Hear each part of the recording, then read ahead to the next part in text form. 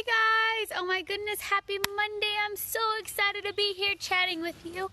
I will warn you, my kids are up and running and being crazy, so this could be interesting. But I wanted to hop in here and go live this morning because I know I have plans this afternoon and I don't want you to miss out on what I have to talk about today. Today, I'm talking all about marriage. Anyone else here married? If so, give me some love below, comment, let me know. Maybe how long have you been married? I got married to my husband in 2011. Seems like forever ago. And let me just say, we have learned so much about each other and how to interact in that time frame. But most importantly, what I learned is how I had to love him and how I had to love me so that I could be the best wife possible. And let me just tell you, forewarning, I'm not a marriage counselor. I am not always a good wife. I don't know all the things, but what I do know is what worked for me. What I do know is what I've had to do to change. What I do know... Sorry, we got interrupted. What I do know is what I do every single day to be a better wife, to be the best version of me that I can be every single day. So what I'm going to speak on today is loving your spouse. And maybe you're a guy watching this, which, I mean, I don't know, maybe you are. And you just need to know how to love your wife better. Or maybe you're that person who's like, I wish my spouse would change. Raise your hand if you've ever been guilty of that. Because I know all the time I'm like, gosh, I just wish he wouldn't do this, or I wish he wouldn't do that, or I wish he didn't behave that way, or I wish he would change somehow. I'm always putting these expectations on him. Or I wish he'd listen to me, or I wish he'd do this, or I wish he would do the laundry without me having to ask, or I wish he would pick up, or I wish he would not sit and watch TV. I mean, we could go on and on and on about all these things we wish. But what I need you to understand in order to be a better wife, a more loving wife, in order to get that change that you want, I need you to understand that it comes down to you. And it comes down to your behavior. And that was something that was so foreign to me. Like, if I wanted him to be a better husband, I got to change me? What? Excuse me, I'm not the one doing anything wrong here. Gut check. Yeah, those expectations, that's the problem. See, a marriage isn't 50-50. A marriage isn't 80-20. A marriage isn't whatever. A marriage is 100%, 100%. I give 100%, he gives 100%. And maybe we're just going to say, because it's real, sometimes a person in the relationship cannot be giving 100, and it is what it is. Maybe I'm not giving him 100% today, but that's because I'm just not in the right state of mind to give 100%, or I'm not loving the way I should be. I need you to give 100% with zero expectations in return. Because that, my friends, that's what love is. Love is giving everything you have with zero expectations. That means maybe your spouse is a words of affirmation person. And we'll talk about love languages here in a minute. Maybe your spouse is a words of affirmation person.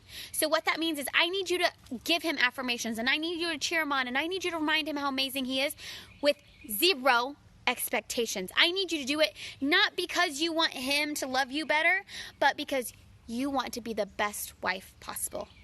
But because you want to love him as much as you can. That right there, that is what's going to change him and his behaviors, because I am that wife. My husband and I, if you don't know what love languages are, let me go ahead and insert this because this is going to be like a vital part of what I have to speak on. The love languages are different ways that people love. And I think the most important thing within any relationship, this can be your best friend, your sister, your mom, your husband, in any relationship, each person takes in things differently. Each person thrives differently. Each person thinks differently. And understanding that the way that I think, the way that I behave, the things that make sense to me don't necessarily make sense to you. That's not the way you think. That's not the way you feel. That's one, most important, because when you're building a marriage, it's two people coming together as one. But the thing is, these two people are so totally different. What I need you to understand is I don't need you to merge into one person. I don't need you to be the same. You don't have to be like your husband. You don't have to have the same goals as your husband. You don't have to do everything that your husband says. That's not what I'm saying. Check that real quick. I need you to be your own person, and I need him to be his own person. He doesn't have to have the same goals as you. He doesn't have to have the same purpose as you, the same mission as you, the same likes as you, the same everything like you. You have to be two different people, but you have to come together to love as one. And for us, for me, the biggest understanding was all about love languages. I am a person who thrives on recognition. I love people to celebrate me. I love to know that I'm needed. I love to know that I am enough. I love to know that I made a difference in your life.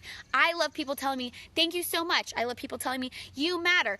That means the world to me, and I don't think anybody will ever understand that, but you just literally sending me a message and saying, girl, thank you for sharing that. It means the world to me. That makes me feel important. I also thrive on quality time. So when I have friends, like, I just want people to love me. I want people to say, hey, I miss you. Will you come hang out with me? Going on adventures, making memories, spending time. I don't even care if we're in the same room and just sitting there. For some reason, that means something to me. It's like connections. It's like we are able to grow this relationship together, go through things together. That matters to me. My husband, on the other hand, he doesn't necessarily feel those ways. He thrives on acts of service. Things that I do for him, whether that's taking out the trash for him, mowing the yard for him, cooking supper for him, those different types of things, that's what makes him feel like he matters or that I love him. When I'm doing things for him, it makes him feel like I genuinely love him. He is also a personal touch kind of person. So he loves all the touchy-feely things. You know, being very intimate and just giving him hugs, kisses, all that stuff. That is what matters to him. Smacking him on the butt, whatever. He is a personal touch kind of person. And that's just not my love language. So when he wants to love me, he wants to love me. And I'm like, when I want him to love me, I want him to tell me I'm pretty and come sit on the couch with me. Like, that's it. So we have the most opposite love languages. But it's important to understand that his love language is different. So if I want to show him that I love him, that doesn't mean I can sit there and say, good job, babe. Thank you. I love you. It doesn't mean that I just spend time with him because those are what make me feel loved. Those are what make me feel like I matter. But that's not the same for him. So if I want to show him that I love him, guess what? I'm going to grab his butt and I'm going to kiss him and I'm going to take out the trash for him, and I'm going to clean up and do the laundry for him because that's what matters to him. Doing things shows him that I love him. And even though it annoys me because it's not my love language and I don't care about that stuff, it matters to him. So, why I went through all that spiel is because in a marriage is giving 100% with zero expectations. And I know if I want my husband to change, I've got to change the way I act towards him. I have to be willing to do those acts of service, to show him that physical touch that he needs, not because I want the love in return, because so many times we selfishly are like, I just want him to love me more. So I'll do things so that he'll do things that make me happy. And that's not how it is because he doesn't understand what makes me happy. But the problem there is I'm doing things that he like to show him love that he appreciates. And I'm expecting him to give it back to me. I'm expecting him to love me back. I'm expecting him to spend time with me. I'm expecting him to make these sacrifices for me. And the problem is he drops those expectations. When I want him to do something, he doesn't do it, not because he doesn't love me, but because I didn't ask for it, or I'm expecting it because, well, I showed him love, he should show me love. That, my friends, that is not love.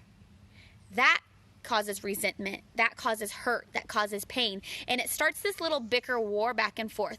Well, he didn't do that for me, so I'm not going to do anything for him. And then you get this chip on your shoulder and you have this icky feeling because, well, he dropped the ball, he didn't do that, he didn't do this, he didn't do whatever. Friend, it's not his fault that you were expecting something. I'm just going to let that sink in a minute. True love is giving 100%, expecting 0%. And I don't know about you, but I am very guilty of giving 90%, let's even say, giving 90% and expecting 100% back. Or giving 50% and expecting 100% back. And when he doesn't give me 100%, then I'm mad and I'm angry and I hold it over his head and I'm spiteful and I'm mean and I pick. Anybody else guilty of that? Or is that just me? I don't know. But there's times where I take my feelings and I take the way he behaves towards me because he's not showing me enough attention. He's not telling me how pretty I am. He's not thanking me for doing the dishes. I take it in and I'm like, you know what? Screw you. I'm not going to do the dishes because you can't even say thank you. And so I take that as in a bad way. I take that as like he doesn't love me when that's not the truth at all. The problem is I'm expecting it from him. So many times, and I'm so guilty of this, I'm that wife who I'll say something just to see his reaction, even though I already know the answer, or I already know what I want. Like going out to eat. Like I know what I want to eat, but instead I'm like, well, where do you want to eat, babe? And then he'll say something, I'm like, oh, I don't like that. Or I'll give him two options, and I really want one versus the other, and he picks the one that I don't want, and then I'm mad. Like, ugh. Date nights is a big thing because I want him to plan date nights. Quality time, it's my thing. But I don't want to have to feel like I'm making him spend quality time. So what I want from him is I want him to plan a date. I want him to be excited to spend time with me. And so I expect him to plan these, and I expect him to know exactly all the things. Those are my expectations. I'm expecting it, and he's letting me down. So, of course, it's his fault. It's his fault, his fault, his fault. When I could have solved the problem by simply saying, hey, honey, I would love to go get Mexican and then sit at home and watch a movie. Like, it's that simple. That's what I want. But instead, I give him options, and he doesn't pick the one that I want, and so I get mad. And I get pouty, and I'm all, fine, you didn't pick what I want.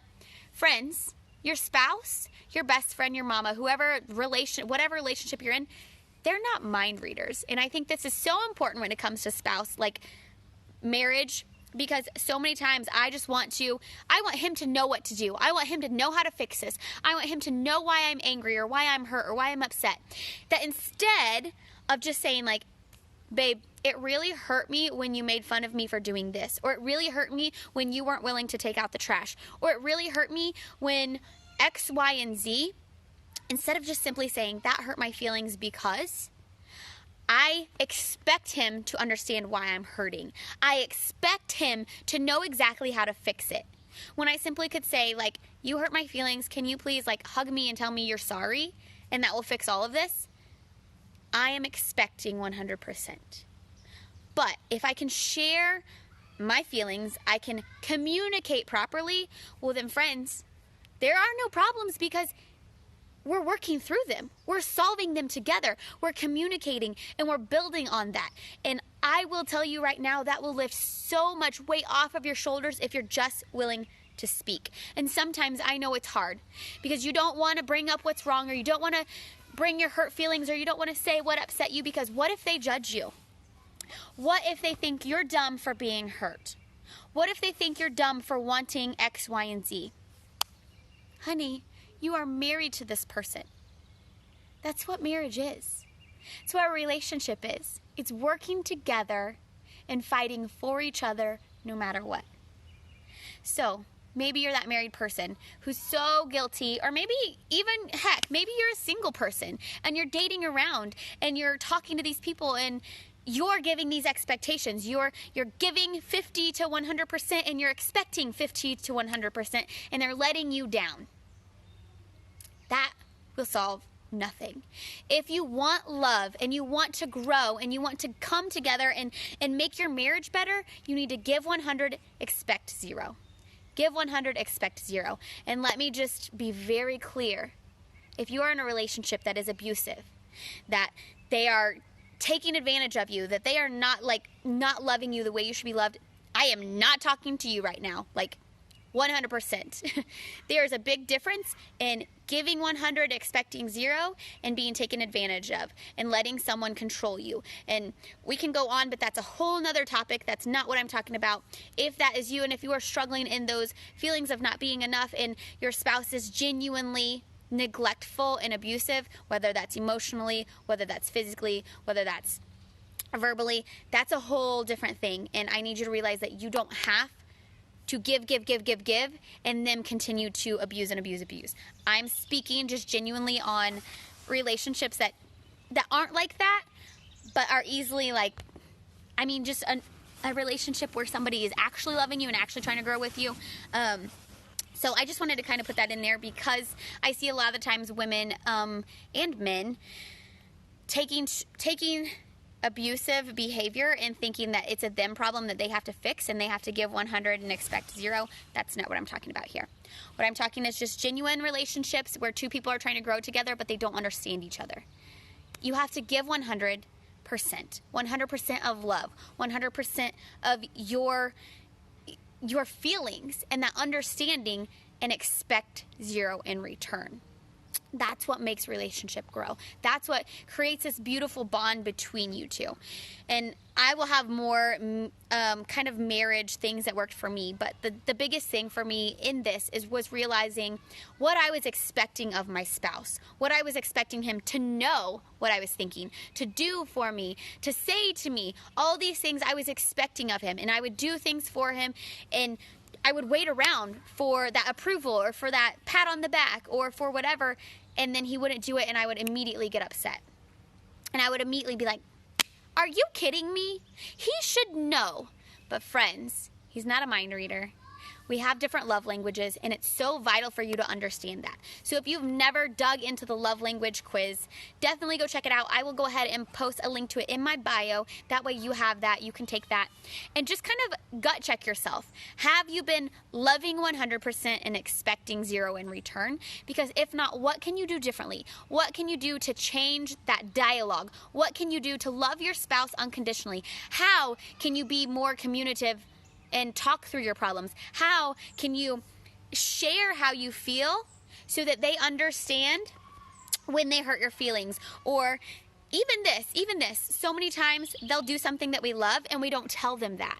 Like, for example, I love words of affirmations. I love hearing thank you. I love him telling me how beautiful I am. Even if I look a hot mess, like, it just makes me feel better. I love when he spends time with me. So for example, if we have a really fun date night, and maybe it's even just sitting out at the campfire, me expressing how it made me feel in a good way, guess what? It conditions them to know, like, oh, she loved that I did this. She loved that I told her how beautiful she was. She loved this date night where we were just hanging out together. If you love something that they're doing, tell them that. Say, honey, I truly loved that you said this. I truly loved that we got to spend that time together. Because last weekend, the weekend before last, we went to a winery and we just got to sit and enjoy and listen to music. And I did not stop telling him, I had so much fun. I'm so glad that we got to spend this time together. This was so much fun. Because now he knows that mattered to me. And so many times we aren't willing to just tell them what we dislike or what we like. Instead, we become spiteful and we expect them to know. So this is my challenge for you. Go figure out your spouse's love language. Heck, you can even do it for your children.